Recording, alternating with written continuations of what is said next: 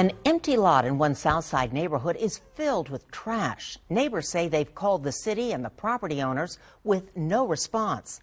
Ava wants to know, how do I get property near mine cleaned up? KENS 5 consumer reporter Nicole Kahn explains it takes not only elbow grease, but patience. In tonight's Eyewitness Wants to Know. It's just continuous trash. Eva normally avoids walking this path on a lot near I-37 in South Cross, but she can't help seeing it since it's next door. Even a privacy fence didn't help the view. This is my protection against the people that come through here. Bottles, bears, beer, and boxes. That's only part of the problem. The lot's not just dirty, it's downright dangerous. They sit here, they have the little tarp there to kind of cover so people don't see what they're doing. Eva says it's an ongoing problem with no solution in sight.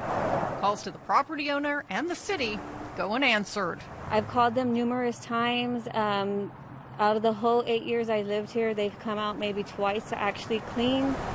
Records show the Dollar General behind the lot owns the property. The city recently issued a violation and gave the owners 10 days to clean it up. That day came and went. The trash didn't. He said he already signed the contract with the contractor to clean up and cut. Amin Tamaz with the city's Development Services Department says Dollar General got more time. If we see progress or if we see the owner is showing us that they are willing to do it. And if they need another week or 10 days, normally we issue that extension. What I do want to see is all this trash removed. And stay removed. Eva says the lot never stays clean for long. From plastic bottles to just your everyday trash to just everything, honestly. The city says repeat violators no longer get a warning violation. Instead, they immediately get a citation that comes with a fine between $300 to $1,000 a day. Something really, really needs to be done. It leaves Eva wondering if it's a high enough price to keep it clean. She feels her family has already paid enough. Nicole Kahn, KENS 5 Eyewitness News. Travel is changing during the pandemic. Many people are buying used cars instead of using public transportation, especially those with weak immune systems.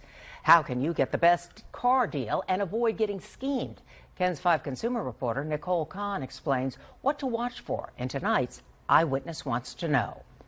I was desperate and I thought it was a good deal. The purchase of this 2007 Nissan Maxima turned into a good deal of devastation for Margaret Iguarte. I've been diagnosed with metastatic breast cancer, and it's progressed quite a bit. It's her third battle with cancer. She needed the car because the coronavirus eliminated her usual way to get to the doctor. I was using the Red Cross. However, with this pandemic going on, there isn't any transportation. She found the car on Craigslist for $1,000. Supposedly it was a lady that her husband had passed and wanted to just get rid of the vehicle. My husband died of a heart attack, and that's what she was going through, supposedly. And yeah, of course, I reached out and had them in prayer. The seller said the car would be transported from Montana to San Antonio through eBay. An invoice with the eBay logo, everything looked legit. However, they were asking for cards, eBay cards.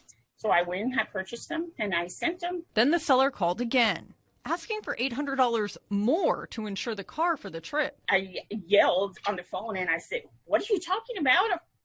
You know, I read the contract, I read the invoice, and they hung up. So I immediately called back, and the phone had been disconnected.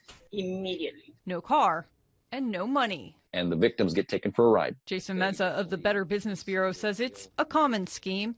He recommends online car buyers ask for a live video tour of the vehicle. Just to ensure that they have the vehicle in possession, or at least they have access to it. Plus get the VIN and title. Do your own research, your own vehicle history report. Pay with a credit card or PayPal so you can get a refund if needed. They broke my wallet, but they're not going to break my faith. It actually strengthened it. I had them in prayer.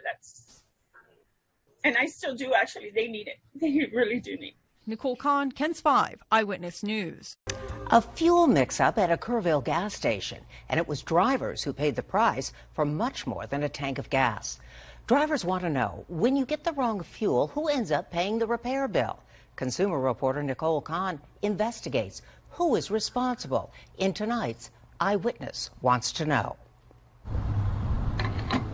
Gas prices are low, but a tank of gas at the Valero Circle K station on Sidney Baker Highway, next door to the police station in Kerrville, ended up costing John Men several $100s. They were all thinking they were getting gasoline. His receipt says $28 for unleaded gas. His repair bill says something much different. $400 in the hole, basically, right now. The repair bill reads, bad fuel from Valero. I filled up my gas tank in my truck.